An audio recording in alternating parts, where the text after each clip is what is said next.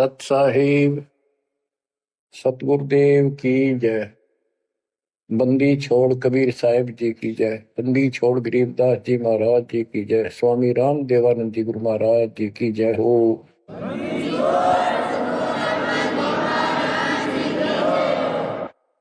सर्व संतों की जय, सर्व भक्तों की जय, धर्मी पुरुषों की जय। श्री काशी धाम की जय, श्री सुडानी धाम की जय, श्री क्रोथा धाम की जय, श्री बरवाड़ा धाम की जय। सत साहिब परम पिता परमात्मा कबीर जी की असीम हृदय से बच्चों, आज आपको अपने घर का पता चला। ये अरहट वाले कुएं में, ये अरहट का कुआ लोई यागल बंधा है सब कोई, कीड़ी कुंज पर अवतारा, हर हट डोरी बंधे कई बारा। इस हर हट जैसे कुएं में बहुत बार चक्कर काट चुके हो। अब इस झंझट से छूटने का समय आ गया। आप किसी से पूछ लो, कोई भी मरना नहीं चाहता, पर सबको पता यहां रह भी कोई नहीं का। यह समस्या क्यों है? ये इसलिए है कि अब मृत्यु अच्छी चीज नहीं, सबसे घटिया ये है। फिर उम्र दोस्त था, जब तक जवान रहता है रोगी रोटी के चक्कर में उलझा रहे, बस की बात नहीं।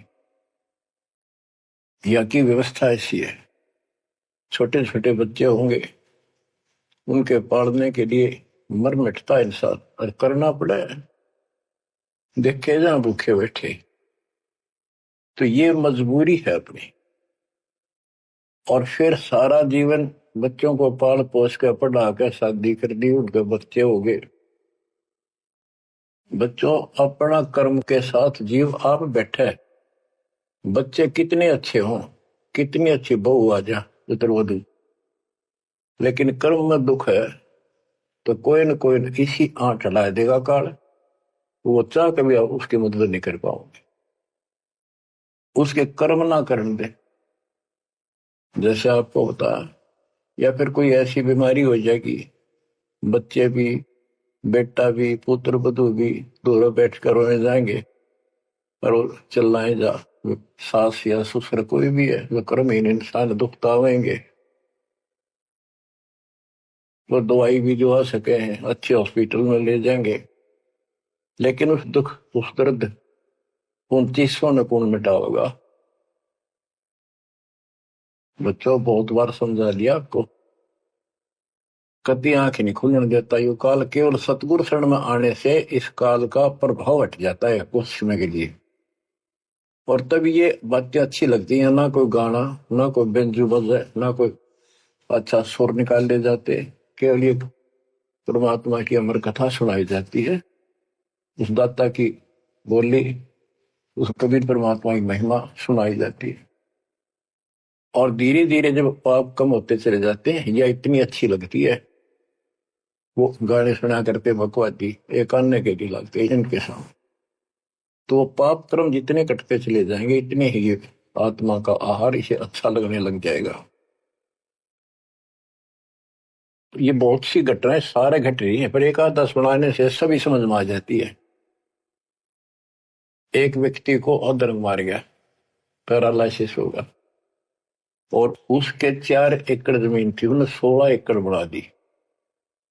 सारी जिंदगी मेहनत करी खूब कंजूसी के साथ। भगवान को जाने कौन था, कोई सुनता ही नहीं भगवान के बारे में। उसको 4 लड़के हो गए, चारों की शादी कर दी, चारों अलग अलग हो गए, उसको पैरालिसिस हो गया। अब उसको कोई नहीं उठा उन 4 में, और बच्चे उसके पास से निकल जा। गांव के व्यक्तियों को पता चला, वो आए, उन बच्चों को समझाया, भाई बाप है, इसने कितना कुछ किया तुम्हारे लिए, कुछ तो शर्म करो। तो एक ने शर्म के मारे कुछ 10-5 दिन की सेवा फिर छोड़ दी। फिर उनके रिश्तेदार बुलाए, पंचायत हुई, रिश्तेदारों ने ये कर दिया भाई इसके 16 किले ने 5 हिस्सा में बांट दो। तो 3 एकड़ जमीन तो इसका हुआ है, इसको दो, 3 किले इसके छोड़ दो, और जो इसकी सेवा करेगा वो लो। तो छोटे वाले की पत्नी बोली जी हम ले लेंगे, हम संभालेंगे। वो लालच में वो बला ले ली, बला हो जाती है ये कर्महीन इंसान, और 1 महीने बाद से फिर छोड़ दी। फिर गांव के व्यक्ति आए, मेरा भाई क्यों नहीं संभालते तुम? वो बोलिए किले भी ले लो, मारो बस का कोई सबके बीच हो। तो गांव के लोगों ने एक नौकर किया, 3 एकड़ जमीन में से उसका जो खर्चा वर्ता उसको ध्यान लगे। तो जब वो पंचायत हो रही थी, बताओ था एक आदमी, और हमने देखा कई जगह ऐसी घटना घटी। तो जब वो पंचायत में आ रहे थे, रिश्तेदार आ रहे थे, वो खाट में पड़ा पड़ा नाड़ नाड़ हल्ला, और पोता आ गया उसका। उस पोता ने इतनी दूर खड़ा था वो, 5-7 फुट, नो करा नाड़ का नहीं, अकबर आजा आजा लाड कर भाईनो, नाड़ नाड़ लर्ज के नो दिखा कर मैं इससे प्यार करना चाहता हूँ, और वो दूर बात। तो वहां बैठे उपस्थित व्यक्ति बोले इन बेटा ने तक कर दी 3 चोटी मालस, इन पोते ही कसर रह रही है, ये करेंगे। तो यहाँ अध्यात्म ज्ञान आता है।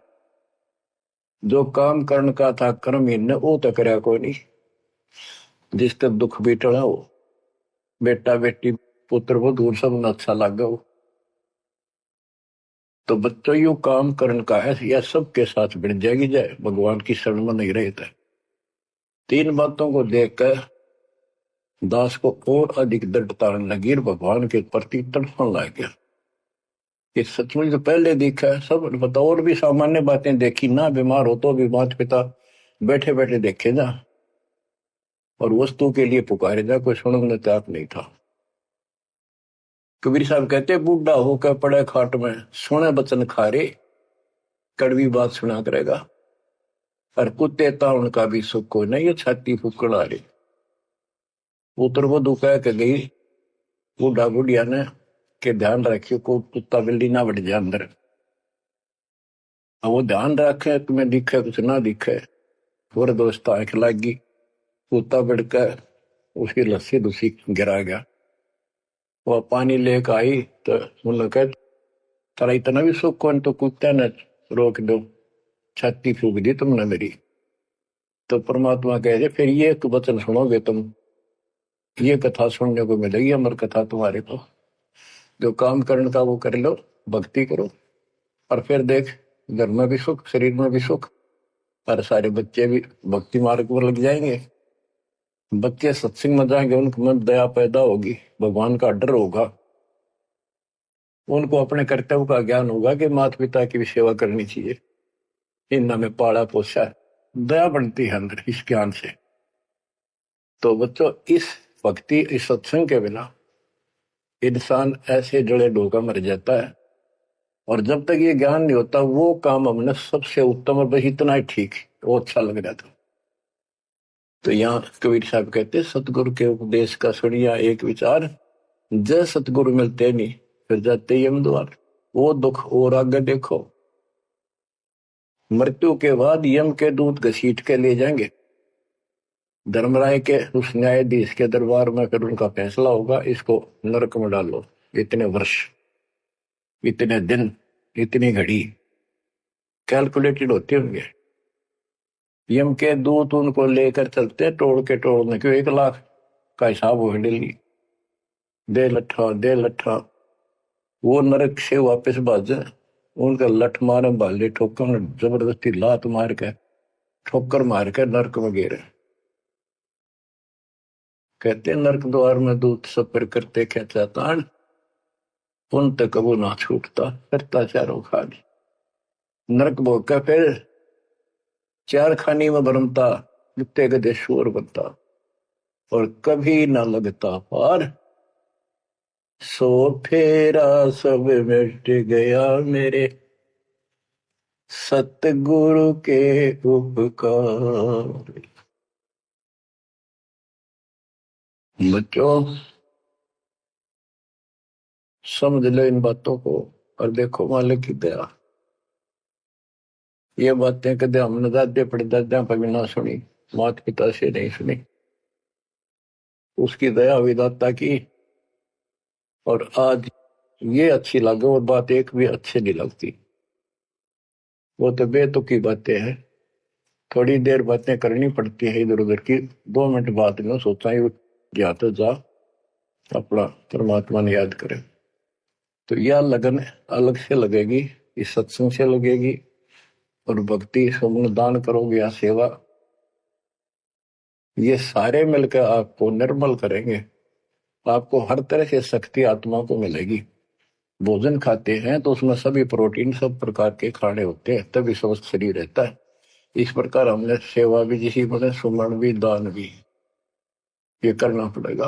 और मर्यादा का निर्वाह परहेज भी रखने पड़ेंगे, तभी आत्मा स्वस्थ होगी, मोक्ष प्राप्ति योग्य होगी। बच्चों धन है आपके माता पिता जिनसे जन्म हुआ। आपकी किस्मत को अगर व्याख्यान करने लगो, आपकी किस्मत का वर्णन करो, कोई शब्द नहीं दास के पास। इतनी अच्छी किस्मत लेकर जन्मे हो तुम। आपका मनुष्य जीवन इस समय, मनुष्य जीवन के बाद फिर आपको शरण मिल गई। गजब अजब बात तो यह है कि आपको शरण मिल गई।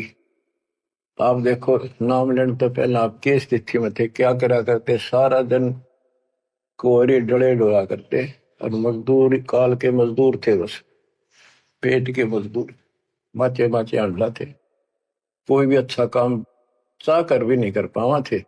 आत्मा भी अच्छी थी, था आपकी नर्म भी थे, दया थी, भाव था, सारा था, भगवान की चाह भी थी, पर ऊपरली सी थी, काम चलाऊ सा था।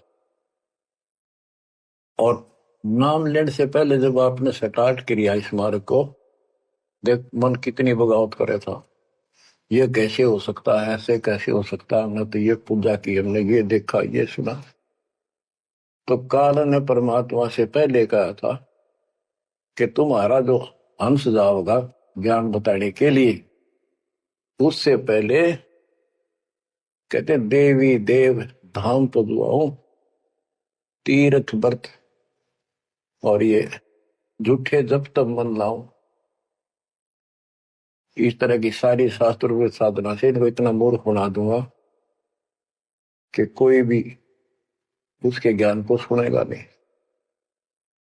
जाओ योग जीत संसारा, जीव न माने कहा तुम्हारा, जीव तुम्हारा कहा न माने, हमारी ओर हो बात बखाने, हमारी ओर होकर बात विवाद करेंगे तुम्हारे साथ। बच्चों इन बातों को याद रखो। इस जीवन की सफलता है कि इसमें परमात्मा प्राप्ति हो। आप इसके निकट आ चुके हो।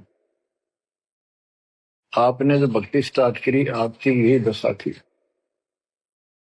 कति मन मान कर राजी नहीं था, उस दाता देखो अपने बच्चों को कैसे कैसे कैसे कोई न कोई भेज के अपना बहन भाई रह रह कर कथा सुनाई।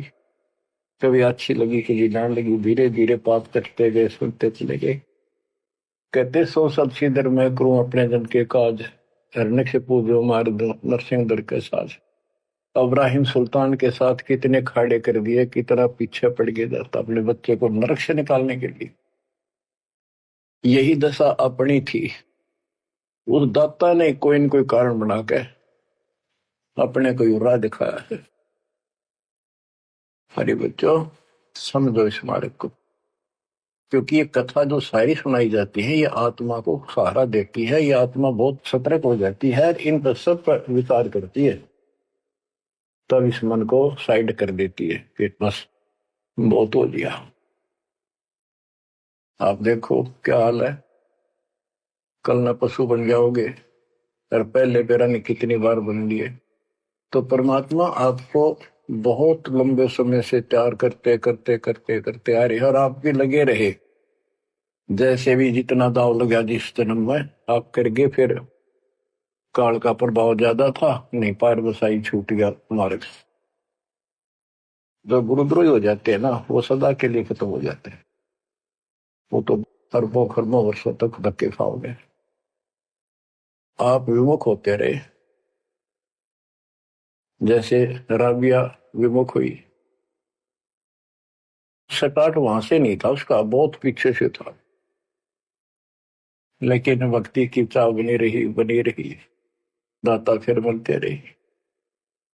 परमात्मा कबीर साहब कहते हैं, मेल ठेले जाइयो, तीर्थ धाम पर भटकियो, मेले बड़ा मिलाप, पत्थर पानी पूजते कोई साधु संत मिल जाओ। जब तक भगवान नहीं मिला तब तक ये आस्था भी बनी रहनी चाहिए। इसलिए परमात्मा कुछ लोगों को दूंगा, संस्कार तो निगाह होता है, कोई मत्था टेक के जाके, और कुदरती वो संस्कार आ जाता, उसकी आस्था बनी रहती है वहां पर, तो भगवान में चाह बनी रही। कई नरसिंह बन गई, इसने आना पड़ा, निकाल ने तो मस्टरवा दिया था, प्रहलाद भगत की आस्था खत्म हो जाती, दाता रक्षा नहीं करते, सारे समाज में आस्था खत्म हो जाती मनुष्य जीवन में, कि भगवान है ही नहीं करे। ईशा दिखा दिया भगवान, आज तक याद है भगवान है, इसलिए हमारी चाह बनी रही परमात्मा के प्रति। तो बच्चा, परमात्मा की असीम रजा आपके ऊपर। परमात्मा 600 साल पहले हमें राह दिखाने लगे थे, और उसी समय से आज तक बीच में अपने संत गरीबदास जी को बीच में मिले, इस भक्ति को फिर से जीवित करके, इस अध्यात्म ज्ञान को फिर से कति खम रूप गे, इनके माध्यम ये यथार्थ ज्ञान देख। और 300 साल से अमर ग्रंथ यहाँ पढ़ा करते थे गरीबदास के 12वें पंथ वाले। मेरे गुरुदेव के अतिरिक्त किसी के पल्ला नहीं पड़ा, उन्होंने दास को दिया ये खजाना, उसके बाद गहनता से इसका अध्ययन किया, आशीर्वाद उनका रहा। आज ये खजाना खोल दिया, गुरुदेव का आशीर्वाद, कबीर साहब का वचन, 5505 कलयुग बीत चुका, तो ये खेल तो होना ही था। और या गंगा आएगी, मोक्ष करने वाली असली गंगा ये है सत्संग। इसमें जो स्नान करेंगे, सत्संग सुनेंगे, मोक्ष तो इन आत्माओं का होगा। अब्राहिम सुल्तान को कैसे निकाला, उसके कोरडे तक खाए मालिक ने अपने बच्चे के, बता क्या लागत हो, क्या नाता था उससे। अब यहां विचार कर लो, उसका हमारे से क्या नाता है, कितना गहन नाता है। वो हमारा पिता है, वही हमारी माँ है। उस परमात्मा में हमारे प्रति माँ और पिता दोनों का मोह है, कितना जबरदस्त हो सकता है वो देखो। तुम अपनी गलती से फंस गए, पर वो बैठा उस पर भी नहीं जाता खाली, कि कुछ तो निकालो काल के जाल से। आप आंख खोलो, इस मार्ग को दृढ़ता से ग्रहण करो, बच्चों वाली बातें छोड़ दो, सारा संसार एक तरफ हो जाए, आपने एक तरफ होना पड़ेगा। जैसे मीराबाई को कहा उसकी मां ने, सत्संग में जाना मीरा छोड़ दे, आए मारी लोग कर तकरार, सत्संग में जाना मीरा छोड़ दे, सत्संग में जाना मेरा ना छूटे, सत्संग में जाना मेरा ना छूटे, तारी चाहे जड़ कमरो संसार, सत्संग में जाना मेरा ना छूटे। इस दशा में, इस स्थिति में आपको आना पड़ेगा। ये संसार साथ नहीं जाएगा, ये संसारिक व्यवहार आपका कति काम नहीं आऊगा। ठीक है, बेशर्म होना भी नहीं, जितना हम समाज में सहयोग कर सकते उस तरफ न रहना पड़ेगा। प्यार दें सबको, नमस्कार करें, बड़े छोटे की कदर करें, अच्छा व्यवहार करें, हेल्प करें, लेकिन जहां अपने भक्ति में बाधा हो उसका नमस्कार करे, हाथ जोड़ लें दूर थे। बच्चों, गरीबदास जी ने बताया है, गोरख से ज्ञानी गणे और सुखदेव दती जिहान, सीता सी गो भारिया संत दूर स्थान। पुण्यात्मा, आपको अध्यात्म सिलेबस, ये अध्यात्म का पाठ्यक्रम पढ़ाया जा रहा है, दास टीचर है, और इसको बार बार रटवाऊंगा, बार बार समझाऊंगा, क्योंकि टीचर सारा साल उस सिलेबस को रह रहकर रिपीट करवाया करे, तब बच्चों के आत्मा में, उसके मन में, बुद्धि में वो सेट होता है। तो बच्चों, आपको ये सिलेबस दास बार बार रिपीट कराएगा और ध्यान से उत्सुकता से सुनते रहना। परमात्मा के ज्ञान को, सत्संग को सुनो जब कति एकाग्र चित्त से सुनो।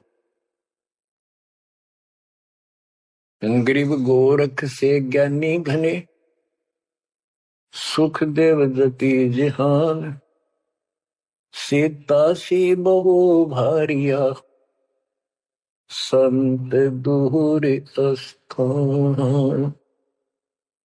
अब आपको अमर ग्रंथ की अमर वाणी का कुछ अंश सुनाऊंगा। जैसे दास की बुद्धि काम करेगी, इसको सरल भी बनाऊंगा। गरीब यज्ञ रची जब पांडव राजा, नो नाथो नहीं ना दुबाजा, 84 सिद्ध रिद्ध सब मोहे, पूर्ण ब्रह्म ध्यान नहीं जोहे। अब क्या बताना चाहते हैं संत गरीबदास जी, कि जब पांडवों ने अश्वमेघ यज्ञ रची तो उसमें 33 करोड़ देवता, 88,000 ऋषि, ब्रह्मा विष्णु महेश तक उपस्थित थे, 12 करोड़ ब्राह्मण, और ये गिरिपुरी, इनका गिनती नहीं, 56 करोड़ जहां थे या दो, शंख बचायन नहीं बाजा ना दो। तो कहने का भाव ये है कि गोरख से ज्ञानी गणे, सुखदेव जति जिहान, प्रसंग ये है। और सीता सी बहु बारिया संत दूर स्थान।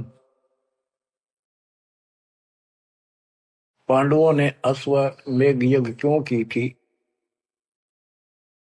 श्री कृष्ण जी जो उनके गुरु थे, त्रिलोकीनाथ विष्णु अवतार, उन्होंने बताया था कि तुमने, क्योंकि युधिष्ठिर जी को भयंकर स्वप्न आने लगे, बेचैनी होगी, भूख गई, रात की नींद गई, वैद्यों से इलाज करा लिया, कोई आराम नहीं हुआ। श्री कृष्ण जी के गुरु थे, उनसे समाधान जाना और कारण पूछा कि होया क्यों। तब श्री कृष्ण जी कहते, तुमने जो बंदूक घात किए हैं, युद्ध में, महाभारत में आदमी मारे और अपने प्रियजन मारे, रिश्तेदार मारे, यू पाप वो हानि कर रहा है, वो सेध रहा है। समाधान ये है कि अश्वमेघ यज्ञ करो और पूरी पृथ्वी पर न्योता दे दो, कोई आओ, धर्म यज्ञ करो एक, और धर्म यज्ञ सफल होगी तो तुम्हारा यह दुख दूर होगा, अन्यथा नहीं होगा। और यज्ञ संपूर्ण होने की, सफल होने का चिन्ह बना दिया, बता दिया निशानी, कि एक शंख 5 मुंह का, पंचानंद शंख, उसको पंचजन्य भी बोल देते हैं। पंचायन, आनंद माने मुख होते हैं, पंचानंद 5 मुख का शंख एक अलग स्थान पर रखा जाएगा। वो कोई बजाएगा नहीं, आप पर बाजेगा। वो बाजेगा तब जब कोई पूर्ण संत, अच्छी करने वाला उसमें भोजन खा लेगा। तो 33 करोड़ देवता बुला लिए, 88,000 ऋषि आगे, 12 करोड़ ब्राह्मण आगे, तो किसी से भी शंख नहीं बजा। न्योता देने के लिए चारों पांडवों की चारों दिशा में ड्यूटी लाई थी युधिष्ठिर ने छोड़ दिया कि भी न्योता दे का निमंत्रण दो। भीम का निमंत्रण देने की जो दिशा थी, ड्यूटी थी जिस साइड में, उसमें सुदर्शन नाम के एक सुपच, जिसे आजकल शेड्यूल कास्ट कहते हैं, उसमें सुपच कहते थे, और वाल्मीकि जाति में थे वो। भीम वहां गया। भीम ने उनको निमंत्रण दिया कि भगत जी हमारे वहां आइयो, और मैं युधिष्ठिर राजा का भाई भीम हूं, और ऐसे ऐसे हमने एक अश्वमेध यज्ञ रची है, आप आमंत्रित हैं। तब सुदर्शन जी ने कहा, सुपच ने, कि भीम तुमने तो इतना पाप कर रखा, कसाई भी फीका पड़ गया, तुमने ऐसा जुल्म कर दिया। वो बहन आज तक रो रही है जो विधवा होगी सैनिकों की, उनके बच्चे टक्कर मार रहे हैं, माँ से पूछ रहे हैं पिताजी कब आएंगे छुट्टी। उनकी माँ एकांत में ज्यादा रो रही है, तुम बैठ के ठाठ कर रहे हो और तुम मौज कर रहे हो, तुम तो नरक में डाले जाओगे। मुझे बुलाना है, जो अश्वमेघ तुम करने जा रहे हो, ऐसी अश्वमेघ 100 का फल मुझे संकल्प करो, 100, तब मैं तुम्हारे जाके रोटी खाऊं, मैं कौन पड़े से नरक में। अब अहंकार था भीम को कि हमारी यज्ञ तो सफल होनी है, क्योंकि श्री कृष्ण जी रहे साथ।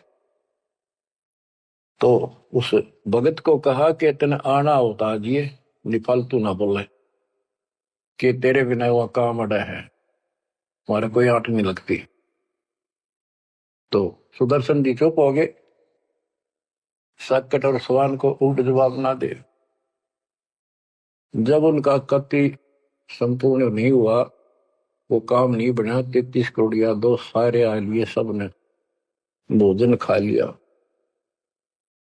शंख नहीं बजा, जब एक दूसरे के मुंह को देखा है, वो उपस्थित ऋषि संत देवता ये बतला रहे हैं कि इनके पाप गणे कर लिए इनने। शंख बजेगा कहां से, अपने ऊपर ना लेते। अब जैसे ये माया के अंग का प्रसंग है, वाणी वो चल रही है कि इस देवी ने, इस माया ने काल के दबाव में यहां सबको भ्रमित कर रखा है, सत साधना करने नहीं देती, शास्त्र साधना में डरे डुबावे, कर तो काट रहा है, लेकिन यह उसके दबाव में आ गई, या क्या करे, फंस गई, इसके साथ आकर निकम्मे गए। तो बच्चों, तब युधिष्ठिर बोला, महाराज हमारे पाप गिने हैं भगवान, ये तो कभी नहीं बात जाए, तो मन पता है क्या हाल हो रहा है। वो मेरे स्वप्न में भी दिखाई देते, वो बच्चे रोते हुए, उनकी विधवा रोती हुई टक्कर मार रही है। कृष्ण जी बोला, भाई इस शंख न बजाने वाला आया को नहीं। भीम को बुलाया कि बताओ इस साइड में किसकी ड्यूटी थी निमंत्रण देने की, कि भीम की थी। भीम से पूछा कि तुम ऐसे ऐसे सुदर्शन नाम का संत है, उसको न्योता नहीं दिया। वो बोला, जी निमंत्रण दिया था, पर वो तो कुबोल आदमी है, ये बातें बोली है कि तुम पापी हो, अपराधी हो, वो तो गलत बोला। कृष्ण जी बोले, आपने क्या कहा। भीम बोला, मैंने कह दिया तो नाना होता जी, आपने ना तो मत आइए। श्री कृष्ण जी बोले, सारा काम खराब कर दिया, साधु संतों से ऐसे नहीं बोलना चाहिए, वो जो कहते हैं उसमें कोई दम होगा बात में। तुम तो सारा काम बिगाड़ दिया, अब बता क्या करेगा, इतना पैसा लग गया, बात वही की वही। ओडे मुंह हो गया भीम का, कह तो माच रहा था, तक के दिफा था। श्री कृष्ण जी बोले, बैठ साले, रथ तैयार करो। उस दौरान जब यह घटना घटी, उसमें परमात्मा करुणा में नाम से प्रकट थे कबीर साहब, और सुदर्शन उस करुणा में परमात्मा के बच्चे थे, शिष्य थे।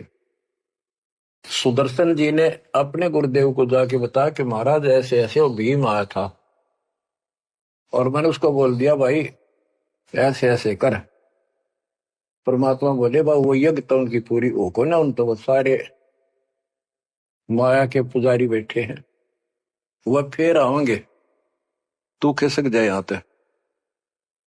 सुदर्शन जी तो निकाल दिए, परमात्मा सुदर्शन रूप बनाकर बैठ गए। पांचों पांडव छठे कृष्ण जी गए, 1 योजन 12 किलोमीटर दूर रथ से उतर लिए और पैदल चल पड़े। जाके श्री कृष्ण जी ने दंडवत प्रणाम किया तो पांडव तापा मरे पड़े थे, पांचवा ने उन्होंने किया। तब सुदर्शन जी बोले, अब सुदर्शन जी कहूंगा मैं, क्योंकि ये फिल्म है, फिल्म में जो रोल जो करता है वही बोला जाता है। सुदर्शन जी ने कहा, आओ त्रिलोकीनाथ, कैसे आना होगा। श्री कृष्ण जी बोले, हे सृजनहार, हे सारी सृष्टि के रचनहार, आप जानी जान हो, ये पांडव है और ऐसे ऐसे नहीं, अश्वमेघ यज्ञ की है, वो आपके बिना संपूर्ण नहीं हो सकती। आप दया करो और भीम की गलती को माफ करो। सुदर्शन जी बोले, भाई मैंने जो शर्त रखी थी वह पूरी कर दो। भीम ने पूछ लो क्या शर्त थी मेरी, वो जी पता है हमारे को। तो श्री कृष्ण जी ने कहा कि संत मरण को ऊंचा लियो, तजमाया अभिमान, जो जो कदम आगे रखे, सो सो यज्ञ समान। ये देख लो, किसी में इतना भी अहंकार नहीं है।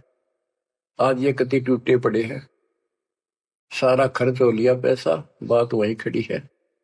और वहां से लेकर यहाँ तक हम आए हैं, जितने हमारे कदम बढ़ते हैं वो सौ यज्ञ समान, वो एक कदम एक यज्ञ के समान है। अपनी सौ रख लो, बाकी हमारी जोड़ी में डाल दो, हमारा भी कल्याण हो। यानी आदिन्नी का भाव संत के सामने होना चाहिए। संत के साथ भगवान होता है, भगवान को अहंकार कति पसंद नहीं। तब साधु भूखा भाव का, धन का भूखा ना, ना किसी में माँ का भूखा। उससे पहले जब पहली बार यो भीम गया था तो निमंत्रण देने, एक तालाब में नहा का आया था और उसमें खूब गोते मर मर नहाया, पैर भी नहीं टिके थे। सुदर्शन जी बोले, क्या भीम या मेरी माला तार के दिए खुट्टी पर था। भीम चला, खुट्टी पर माला सुमरनी तारन लग गया। उस पर उतरी नहीं, टस से मस नहीं हुई, पसीने आ गए। जब सुदर्शन जी बोले, भीम उधर बड़ी डींग मारा था कि युद्ध नहीं जीता जाता, एक का मारू था 10 मरे थे। अरे माला ना उठी तेरे थे, छोड़ के आ गया, दूर खड़ा हो गया।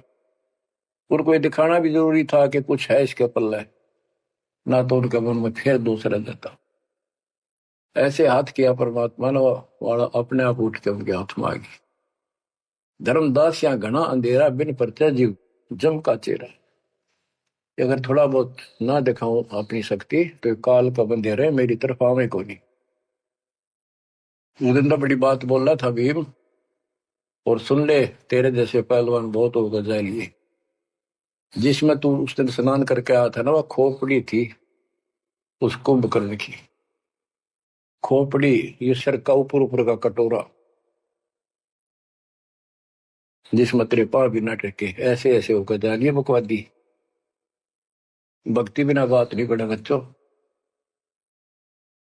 तो जब परमात्मा यानी सुदर्शन जी रथ में बैठकर उनके साथ वहां पहुंचे, द्रौपदी ने देखा कि कौन सा है संत, पता चला यू केला यो है होगा। तो तभी उसके मत्था ठन गया कि इससे क्या होता, ये इतने ऋषि में ऋषि बैठे तो पशु फलाना। फिर श्री कृष्ण जी ने कहा, द्रौपदी बढ़िया भोजन तैयार कर, संत खाना खाओगा थारा काम बनेगा। तो द्रौपदी ने सोचा बढ़िया भोजन बनाऊं, कई प्रकार के पकवान बनाकर थाली में नारी नारी कटोरिया में रख कर दिए। और सुदर्शन जी जो है वह 5 ग्रास खाते थे। वो अपने मनमुखी होते, पर रोल उसी का करना था परमात्मा। ये कुछ भी करते रहो, भक्ति ठीक करो बस। तो उन सब में से थोड़ा थोड़ा मिला के इकट्ठा कर लिया, खिचड़ी ही बना ली, कति रला दिए कि सारे पकवान वहां मिल जाए और सबका भोग लग गया। द्रौपदी मन में सोच रही थी, मैंने 1 घंटे तक आंख पड़वाई दूं मैं और इतने बड़ी आइटम बढ़ाए। अक्षंत खाओगा, रंगुली चाटेगा, हर सरा होगा किसने बनाई है सब्जी रोटी। और इसने कुछ करना आता ना, और ना शूद्र का शूद्र, ये कहाँ के शंख बजाएगा ये। अब परमात्मा ने यानी सुदर्शन जी ने 5 ग्रास खाए, 5 बार शंख बोला। और युधिष्ठिर जी बड़े खुश हुए, कृष्ण जी से कह रहे आपने बड़ी दया करी, बड़े महापुरुष खोज के लाए, हमारा तो काम बढ़ गया। कृष्ण जी बोले नहीं बना, ये तो शंख कंटिन्यू बजना चाहिए था, अखंड, और काफी देर तक स्वर्ग तक सारी पृथ्वी पे इसकी आवाज जाएगी, धीमी धीमी मीठी मीठी प्यारी प्यारी, तब सफल होगी। युधिष्ठिर बोले हे भगवान, अब कौन रह गया, किसको लाओगे। बोला भाई इस वाल्मीकि के बाल सब ना ही 3 लोग, ये के वाल्मीकि दिखे तुमने, इसके एक बाल के समान भी 3 लोग नहीं है, इतनी ताकत है इसमें, इतनी भक्ति की शक्ति है। अपने घर में कमी है वह खोजते। द्रौपदी बुलाई, द्रौपदी से कहा कि बहन साची बता, तेरे कोई दोष आया इस महापुरुष के प्रति। तो उसने सारी बता दीजिए, ऐसे ऐसे मेरे मन में दोष आया। द्रौपदी शुक्र मना, तेरे घर पर टूक तोड़ ली, इसने खाना खा लिया। तो अपने घर सब 2 रोटी खाकर सोते हैं, कोई भूखा नहीं सोता, भगवान सब न दी है। इस तरह का अहंकार करने से काम नहीं बनते। इसके चरण धोकर पियोगी ने, जब तेरे अंतःकरण का पाप भी दूर होगा और कुछ राहत भी तब मिलेगी। अमृता क्या नहीं करता। द्रौपदी लाई बढ़िया सी थाली प्रात उठाकर चांदी की, और उसमें लोटा लेकर संत के चरण धोए, गाल के कटोरे में पीण लगी। कृष्ण जी बोले बहना दा मुझे भी देना, ईशे महापुरुष का चरणामृत कद कद मिला है। तो आधा द्रौपदी ने पिया, आधा श्री कृष्ण जी ने। और फिर वो देखो अखंड बाजा, वो ऐसे ढंग से बजाए तो धीरे धीरे धीरे धीरे सुर बढ़ता चलेगा, स्वर्ग तक पूरी पृथ्वी पर आवाज गई, कण कण में सुनाई दिया। और जो पेड़ थे पौधे पूरे के पूरे बसंत की तरह फूल आगे और खिल गए। इतना सुंदर मौसम होगा सुहावना। गोरख से ज्ञानी गढ़े और सुख दे जती जिहान, सीता सी वो भारिया संत दूर स्थान। संत को ऊपर दिखावे से ज्यादा मीठी मीठी लंबी चौड़ी कथा सुनाने से, अटपट करके प्रवचन करने से पहचाना नहीं जा सकता। तो बच्चों, न जीव की सी बुद्धि है को पहचान दे, पहचान लिए होते तक कबीर भगवान आए न थे, संत गरीबदास जी आ रहे कहने गए। अब बच्चों आपको थोड़ी सी अमृत वाणी सुनाता हूं।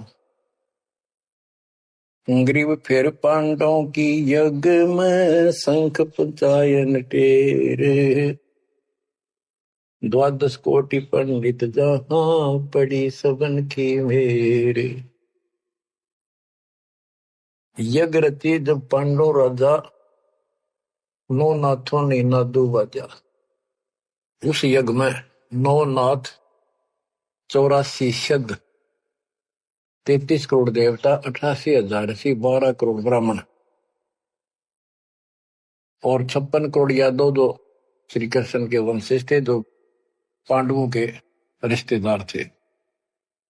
क्योंकि श्री कृष्ण जी की बहन सुभद्रा अर्जुन के ब्याही थी। या क्या कहते हैं, यज्ञ रची जब पांडव राजा, 9 नाथों ने नादू बाजा।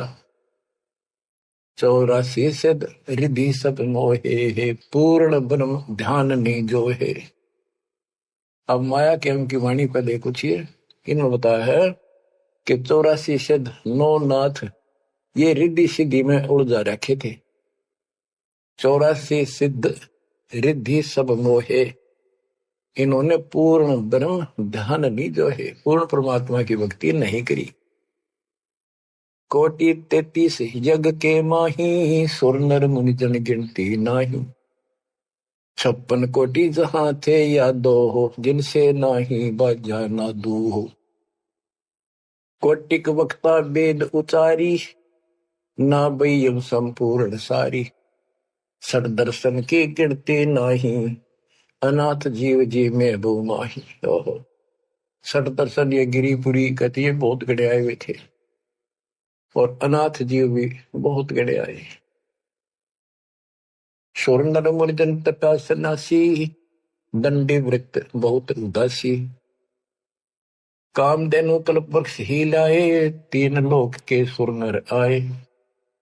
5 पांडव कृष्ण शरीरा, जिनसे यज्ञ बही निधीरा। होय होय, 5 पांडव और श्री कृष्ण जी वही खाना खा चुके थे, उनसे यज्ञ बही नहीं थीरा, उनसे यज्ञ नहीं हुई पूरी।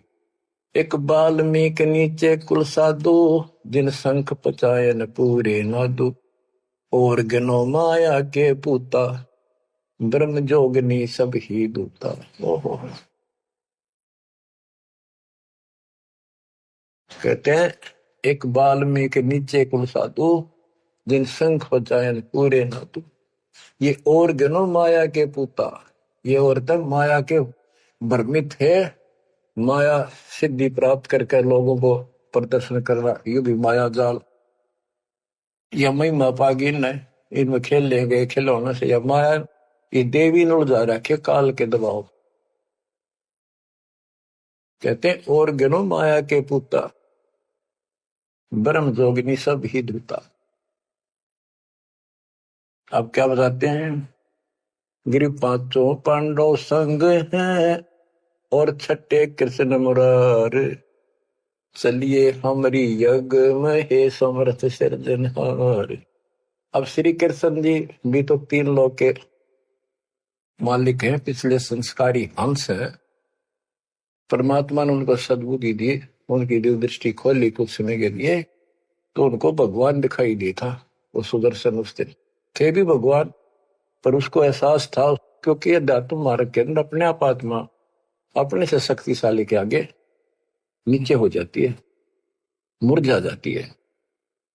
गिरि 5 पांडव संग हैं, और 6 कृष्ण मुरारे। चलिए हमारी युग में समर्थ सृजनहार। गिरि पांडव यज्ञ अश्वमेघ में, सतगुरु किया पिया ने। 5 पांडव संग चले, और 6 भगवान। गिरि पांडव यज्ञ अश्वमेध में, बाल्मीक की बे। शंख पचायन बजाइया, राख्या नहीं संदेह। गिरिव सुपच रूप धर आइया, सतगुरु पुरुष कबीर। 3 लोक की मेदनी, सुर नर मुनि जन भीड़। कहते हो सुपच का रूप धरकर स्वयं सतगुरु परमेश्वर कबीर जी आए, जहां पर 3 लोक की सेना बैठी थी मेदनी। क्या दुनिया भरी पड़ी थी, 33 करोड़ देवता, 88,000 शेरियो, 56 करोड़ यादव। 33 कोटि यज्ञ में आए, 688 सारे। 12 कोटि वेद के वक्ता, सुपच का शंख बजा रे। के 33 करोड़ देवता, 88,000 ऋषि, 9 नाथ, 84 सिद्ध, 12 कोटि वेद के वक्ता ब्राह्मण, ये सारे वहां पर बैठे थे। उन तो यो छोटा सा काम नहीं हुआ, 3 ताप के अंतर्गत पांडव दुखी हो रहे थे। तुम कौन राम का जपते जापम, तात कटे ना 3 ताप। तो बच्चों, परमात्मा की आपके ऊपर असीम रजा है, आपको पूर्ण परमात्मा की भक्ति मिली, पूरा सतगुरु मिला, आपको मोक्ष दी दाता सच्चाई।